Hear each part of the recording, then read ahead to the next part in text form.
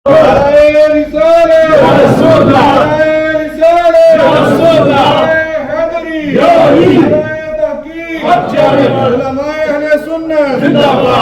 عید میلاد النبی زندہ باد.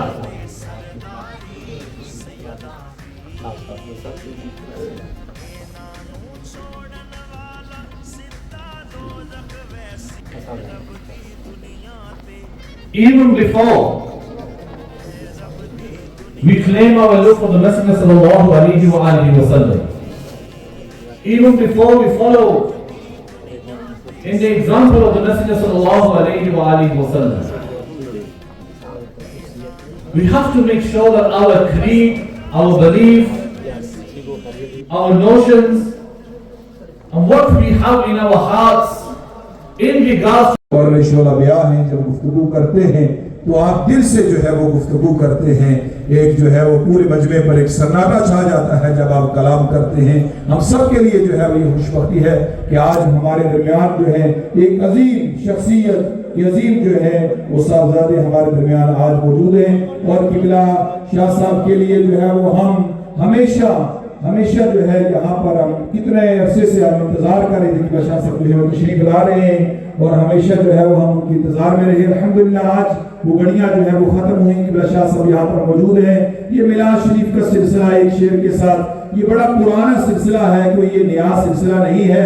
یہ تو وہ سلسلہ ہے کہ جب حضور کی بارگاہ کے اندر بھی امام جو ہے حضرت حسان نے جب ناز شریف کا نذرانہ پڑھا تو کسی نے اس منظر کو اس انداز کے ساتھ بیان کیا، دربار رسالت کی کیسی وہ گھڑی ہوگی، حسان کے ہونٹوں پہ جب نعت نبی ہوگی، ابو بکر و عمر ہوں گے، عثمان و علی ہوں گے، حسنین کے نانا کی کیا بزم سجی ہوگی.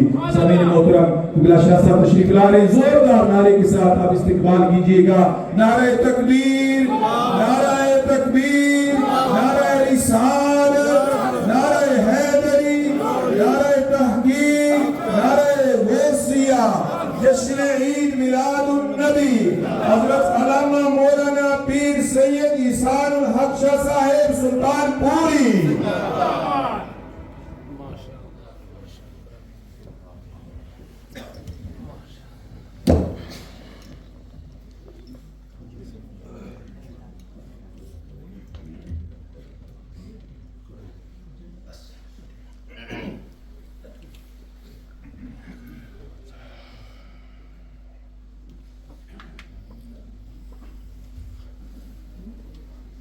میں نے قرآن کی ایک آیت پڑھی ہے، بس بات جلدی انشاءاللہ اس کو وائنڈ اپ کرتے ہیں.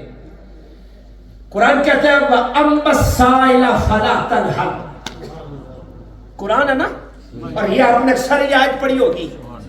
کیا اللہ فرماتے ہیں محبوب اگر کوئی منگتا، کوئی سوالی، اے میرے حبیب تیری بارگاہ میں آ جائے اور آ کر اپنا دامن تیری بارگاہ میں پھیلائے، حبیب اسے خالی نہیں لوٹانا ہے، اسے خالی نہیں لوٹانا. کیوں؟ اس لیے کہ یہ اعلان تو نہیں کر رہا حبیب، یہ اعلان وَأَمَّا السَّائِلَ کا تو نہیں کر رہا، تیرا رب کر رہا ہے. اور عربی گرامر کے حوالے سے میں ایک بات کرتا چلوں. یہ جو سائل پہ الف لام ہے نا، لکھنے میں الف لام آتا ہے، پڑھنے میں الف لام نہیں آتا. علامہ صاحب تشریف فرمائے، قبلہ صاحبزادہ صاحب تشریف فرمائے. یہ لکھنے میں الف لام تو آتا ہے لیکن پڑھنے میں ال نہیں کہتے، السائل کہتے. عربی گرامر کے حوالے سے اس کا مطلب کیا ہے؟ عربی گرامر کے حوالے سے جو عربوں نے گرامر بنائی ہے، یہ پاکستان میں نہیں بنی، ہندوستان میں نہیں بنی، انگلستان میں نہیں بنی، عرب کے لوگوں نے گرامر بنائی. کیا کہ اس السائل پر جو الف لام ہے اس کا مطلب یہ ہے حبیب اگر ایک منگتا تیری بارگاہ میں آتا ہے اور آ کر سوال کرتا ہے، حبیب ایک منگتا آئے، 1,00,000 چیزیں مانگے تو اسے عطا کر، اور 1,00,000 مل کر آ جائے اور ایک چیز مانگے محبوب اسے تب بھی عطا کر، اسے تب بھی عطا کر. اس لیے کہ ہم نے یہ اعلان کر رکھا ہے حبیب تیری بارگاہ میں آنے والا اور رب کہتا ہے انا آتینا کل کوثر، محبوب ہم نے تجھے کوثر عطا کیا ہے، کوثر عطا کیا ہے۔ اب ہمارے ذہنوں میں ایک بات آتی ہے کہ شاید کوثر کا معنی کیا ہے؟ کوثر حوض کوثر کو کہتے ہیں۔ حضور اپنے ان غلاموں کو اپنے ہاتھوں سے حوض کوثر سے جام بھر بھر کے پلائیں گے، اپنے ہاتھوں سے اللہ کے محبوب کوثر کے جام بھر بھر کے پلائیں گے۔ تو صحابہ نے جب یہ سنا کہ رب فرماتا ہے انا آتینا کل کوثر، چلے گئے حضرت عبداللہ ابن عباس مفسر قرآن کی بارگاہ میں، کہتے عبداللہ ابن عباس رب نے جو یہ کہا انا آتینا کل کوثر، اس کوثر کا معنی کیا ہے؟ کیا یہ حوض کو کہتے ہیں؟ حضرت عبداللہ ابن عباس کہتے ہیں سنو، انا جمیع نعم اللہ دخل فی الکوثر، اللہ نے کائنات کی ساری خوبیاں، سارے کمالات اس کوثر میں رکھے ہیں اور کوثر مصطفیٰ کے حوالے کر دیا ہے۔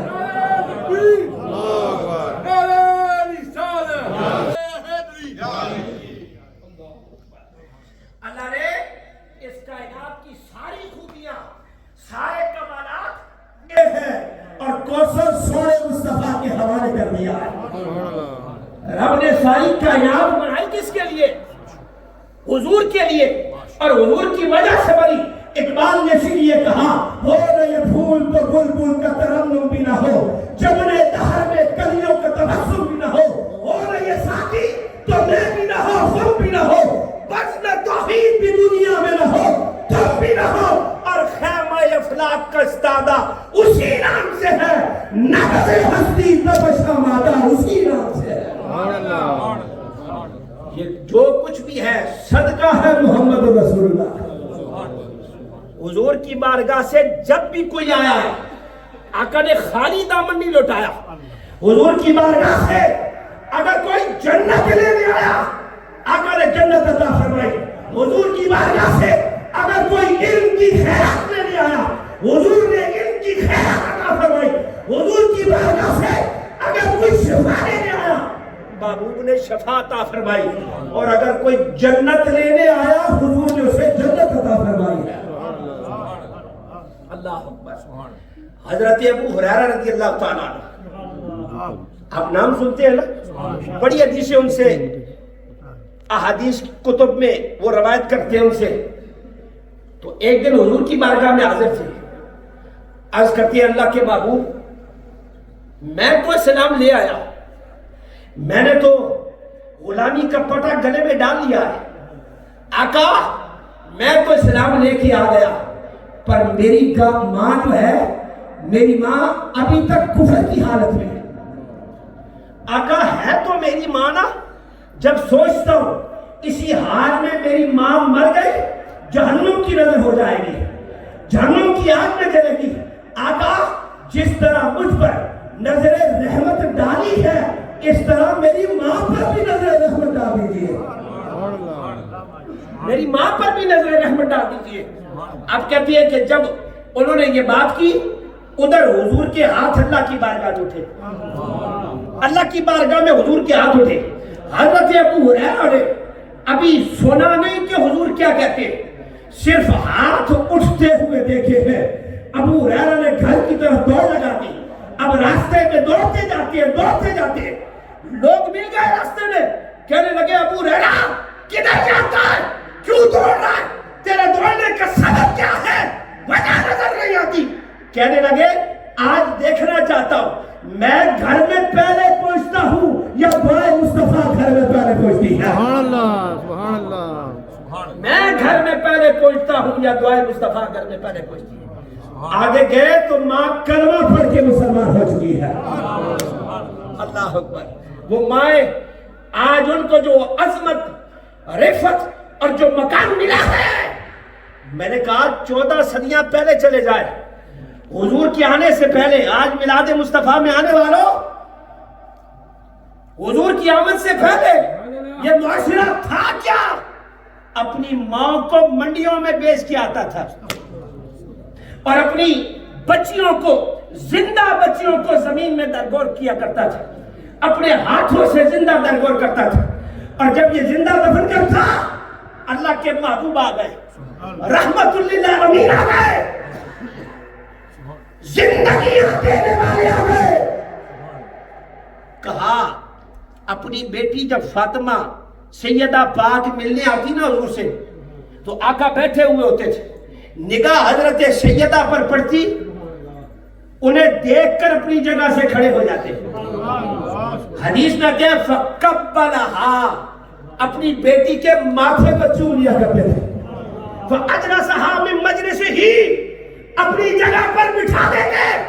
लोगों ने जब ये किरदार देखा, ये अंदाज देखा, कहने लगे मोहम्मद हम तो बेटियों को जिंदा दफन करते, जिंदा दरगोर करते, तू बेटी से इतना प्यार करता है। कहने लगे सुनो, फातिमा मोहम्मद के जिगर का टुकड़ा, फातिमा मोहम्मद के जिगर का टुकड़ा, ये मेरी बेटी है। अल्लाह ने बेटियां जहमत बना के नहीं भेजी, बेटियां रहमत बना के भेजी है। और हुजूर के हदीस मुबारक है, सुने, मुकद्दर पे नाज करें। आका फरमाते हैं मन कानत लहू उनसा वलम युहिनहा वलम युहिनहा वलम यूसर वलदहु अलैहा हत्ता अदखलहुल्लाहुल जन्नह। आका फरमाते हैं जिसकी बेटियां हो ना, और वो अपनी बेटियों की तौहीन ना करे, बेटियों की तौहीन ना करे, उन्हें जिंदा दरगोर ना करे, और बेटी पर बेटे को फोकियत न दे, अल्लाह उसे जन्नत अता फरमा देता है। जो बेटियों की तौहीन न करे, अल्लाह उसे जन्नत अता फरमाता है। और एक और हदीस में आका फरमाती है कि हुजूर के एक सहाबी है, आका ने उनसे कहा, सवाल किया, तो हुजूर ने फरमाया मेरे गुलाम, मैं तुझे सबसे बड़े सदके के बारे में न बताऊं? सबसे बड़ा सदका क्या है? सबसे बड़े सदके के बारे में तुझे या रसूलल्लाह बताइए। आका ने फरमाया मेरे गुलाम सुन, इब्न तुका मर्दूदतु बिलह फलैसा लहा कासिबन।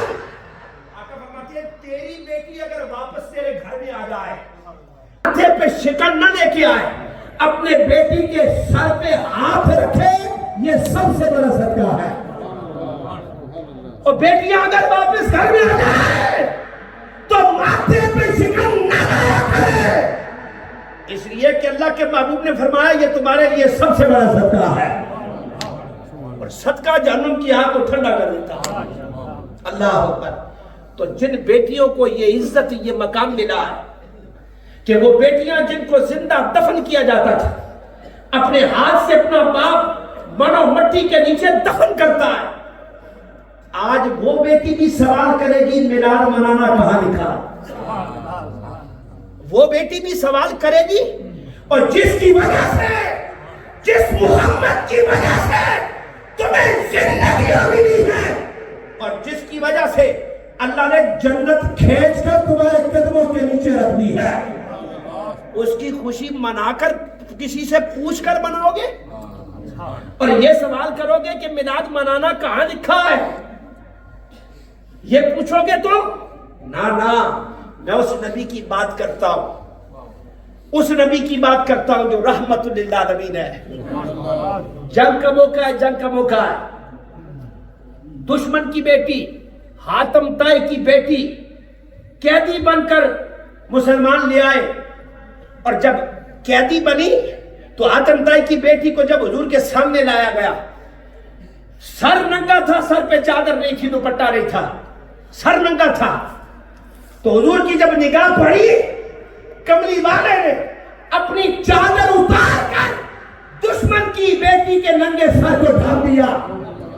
जब उसने ये अंदाज देखा, कहने लगी ओ मोहम्मद, मैं दुश्मन की बेटी हूं, मैदान जंग से जंगी कैदी बन के आई हूं, आप वाक़े हैं, मैदान जीत चुके हैं।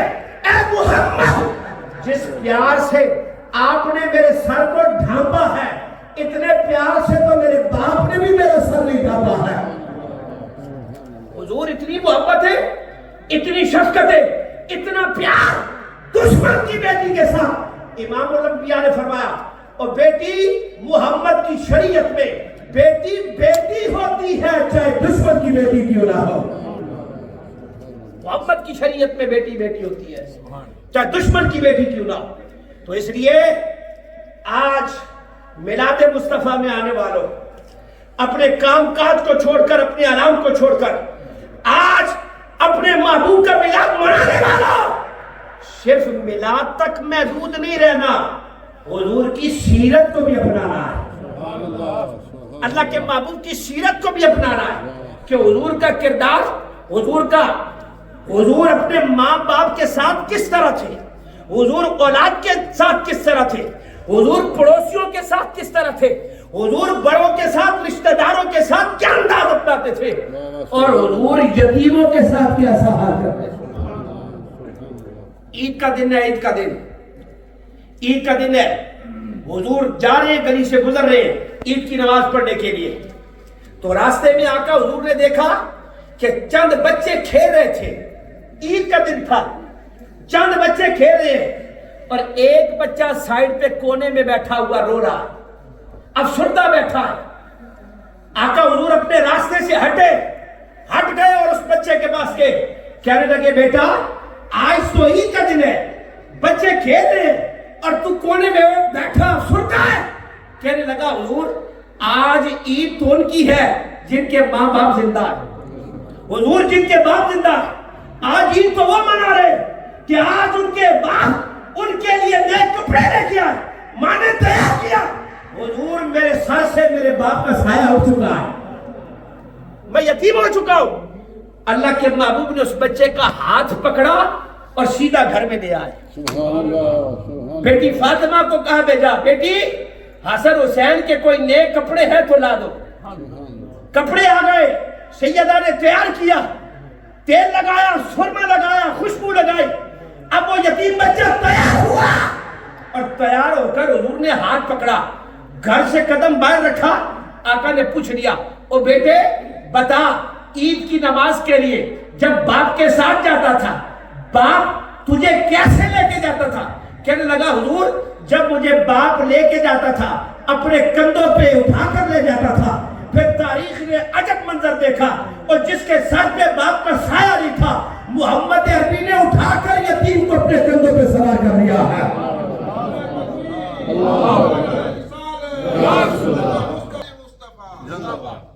اپنے کندھوں پہ سوار کر لیا. اب جب اس مقام پر پہنچے جہاں پر بچے کھیل رہے تھے, ان کی نگاہ پڑی, دیکھا, حیران رہ گئے. چند لمحے پہلے یہاں پر کونے میں بیٹھا آنسو بہا رہا تھا, اب کائنات کے امام الانبیاء کے سوار ہے, کندھوں پر سواری کر رہا ہے. آنکھوں ہی آنکھوں میں سوال کر دیا, او بیٹے یہ کیسے ہو گیا, یہ کیسے تجھے سواری مل گئی؟ کہنے لگا میں یتیم تھا, محمد نے مجھے اپنا بیٹا بنا لیا ہے. ہمارا کردار بھی ہے یتیموں کے ساتھ ایسا. صرف میلاد کے جلسے میں شرکت کرنی نہیں, حضور کی سیرت کو بھی اپنانا ہے, حضور کے ہر کردار کو اپنانا ہے, حضور کے ہر بتائے ہوئے راستے پہ ہم نے چلنا ہے, اور پھر حضور سے محبت لازوال محبت کرنی ہے, انے با حضور سے محبت کرنی ہے. کیوں؟ اس لیے کہ جس طرف وہ نظر نہیں آتے ہم وہ رستہ ہی چھوڑ دیتے ہیں. حضور یہ ساری کائنات صدقہ ہی آپ کا ہے, آپ کا صدقہ ہے, آپ کی وجہ سے سب کچھ ملا ہے. آج لوگ سوال کرتے ہیں, وقت ہو گیا, 1-2 منٹ رہ گئے, میں بات اپنی ختم کرتا ہوں کہ آج لوگ کہتے ہیں معاذ اللہ حضور کو چھوڑ دو, اور کسی شے کی ضرورت نہیں, بس نماز روزہ حج زکات کرو, تمہیں اور کسی شے کی ضرورت نہیں, چھوڑ دو, بس دین آ گیا تمہارے پاس. حضرت عثمان غنی رضی اللہ تعالیٰ عنہ, صلح حدیبیہ کا موقع ہے, صلح حدیبیہ کا موقع, حضور نے اپنا نمائندہ حضرت عثمان غنی کو بنا کر بھیجا اور کہا عثمان جا مکے کے کافروں سے کہہ دے ہم جنگ کرنے نہیں آئے, ہم لڑنے کے لیے نہیں آئے, اللہ کے گھر کا طواف کرنے آئے, اللہ کے گھر کا طواف کریں گے, حجر اسود کو چومیں گے, زمزم پیئیں گے, صفا و مروہ پہ دوڑیں گے, عمرہ کر کے واپس آ جائیں گے, جنگ کے ارادے سے نہیں آئے.